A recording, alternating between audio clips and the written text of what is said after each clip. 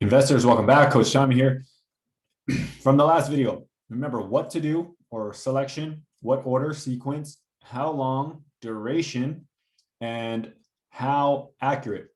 Okay, those are the four things that you should always be considering when trying to be successful. When it comes to investing, the most important one is how long, what duration are you in, how long are you in this thing. After that, then it becomes selection. Okay, so typically selection is the most important, but for the majority of people, time in the market outweighs timing the market. Okay, so time in the market outweighs timing the market for the majority of people. If you're the select few that have perfect timing and perfect selection, you will win extraordinarily above everybody else.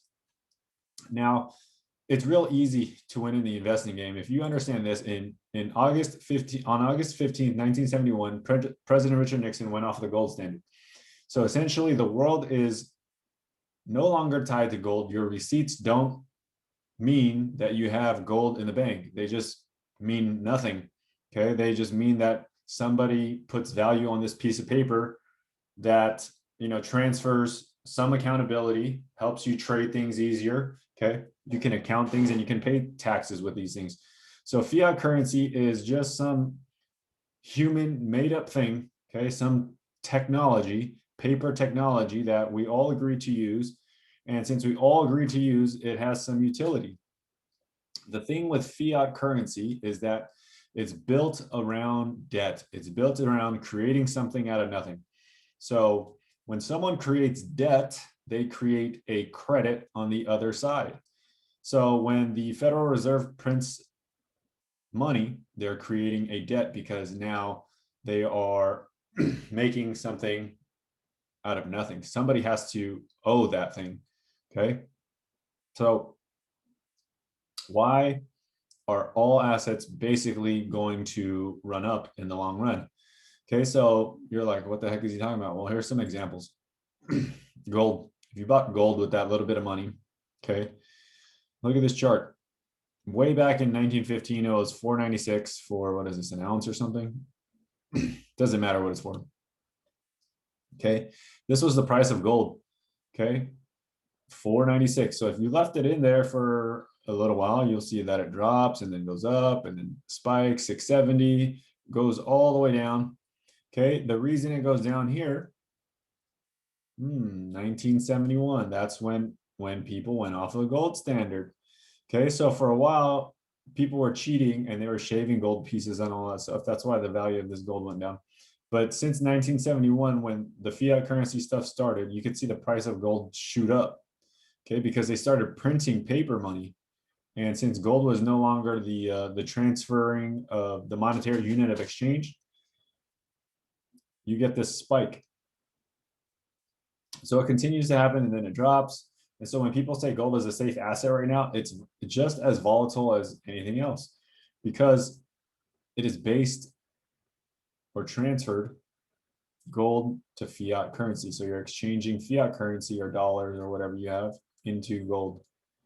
So if you would have bought some gold in 1970, right now it would be significantly up. So 1974 from 245. So you would have a really, really nice gain there. If you happen to buy it at the top of the market, well, I feel sorry for you. And that looks like it was in March of 1980. Okay, so in March of 1980, it was 2,200, and right now it's only 1,900.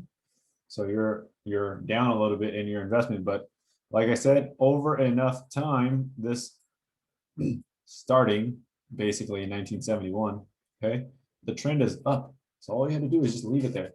Okay, so if you bought it in 1970, 200 to basically 2000, 10x. Okay, it took you what 40 years to 10x your money. That's gold. Okay. Well, gold, I don't buy gold. Who actually owns gold? Who wants to own all that gold and put it in a safe or something like that? Okay, so we can look at home prices. Okay, so this only lets me go back the past 20 years. This is Case-Shiller index. Okay. You can see it runs up.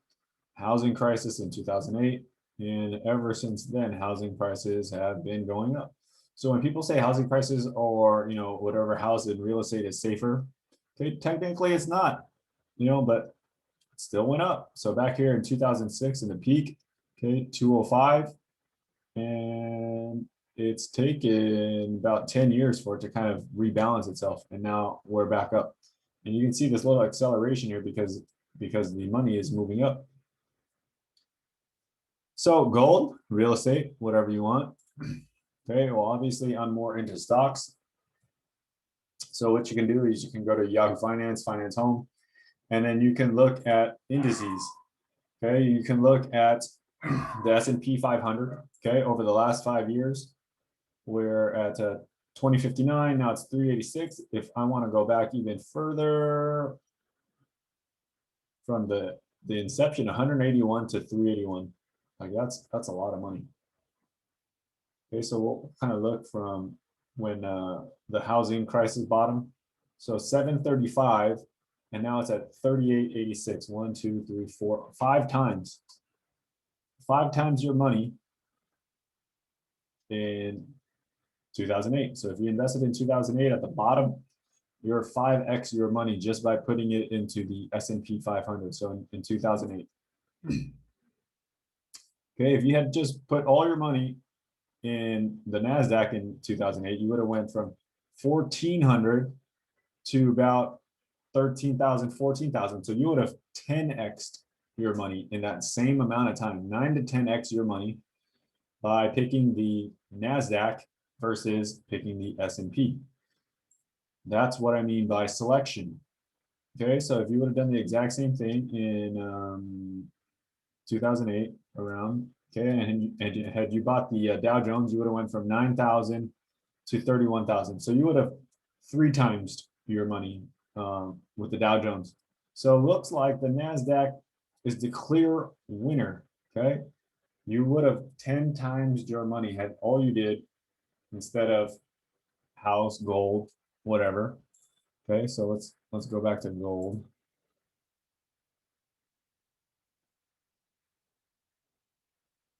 In 2008, you would have put it in gold. It would have been 1100 range, and now you're at 1800.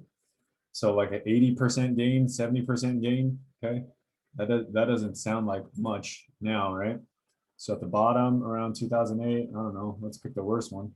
Okay, so 140, and now you're at 240. So not even a 2x. So that's like 80% as well, right? So understand, guys, selection is key, but timing. Okay, so you could pick anything and win.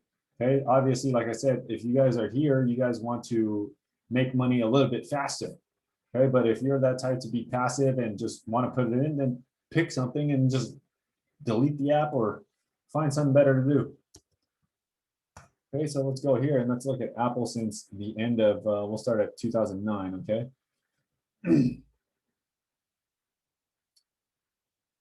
So if we go somewhere around here, that's $3 per share of Apple. Jesus, I didn't know this. $3 in December of 08. And now it's 136.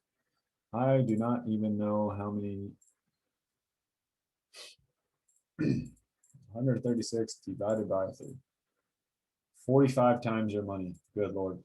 Okay, so if you would have picked Apple, would have been a 45 bagger. If you would have picked NASDAQ, it would have been a 10 bagger. Home, gold, less than double. Okay.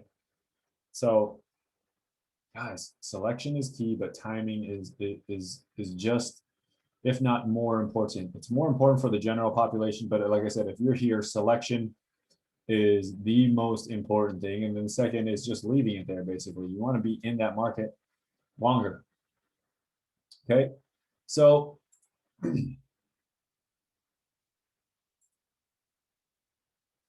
selection. So here, let me do this for you.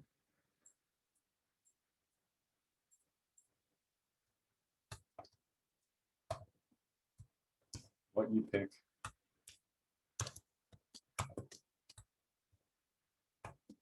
Selection.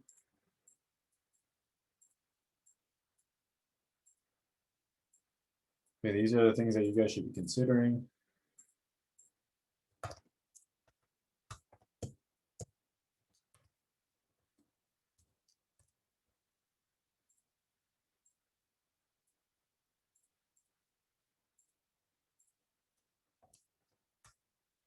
How long or duration?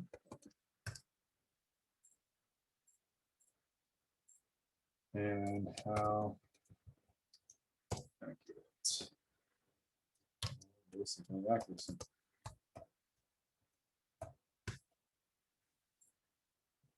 So if you guys look, right, we could have chose Apple, right? Like I said, Apple, NASDAQ. This is what the general public wants you to be in. I say probably Q's is better, okay, which is the NASDAQ. Okay, you also could have done gold. You also could have done real estate, or you could have been a stock picker and just picked Apple. Well, guess what? Those are easy. You could do Apple, Amazon, Facebook, Microsoft. Those are pretty easy ones to pick right now, right?